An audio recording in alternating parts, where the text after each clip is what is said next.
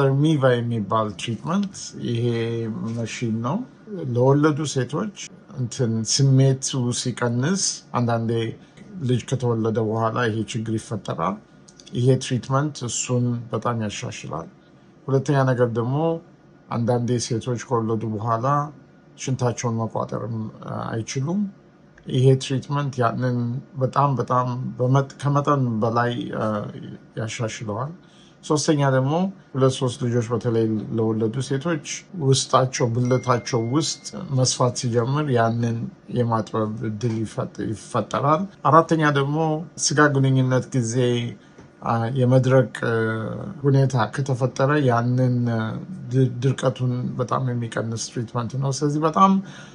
ጥሩ ትሪትመንት ነው አሁን ኢትዮጵያ የትሪትመንት ይኖረናል እና መታችሁ ብታማክሩን ልንረዳችሁ እንችላለን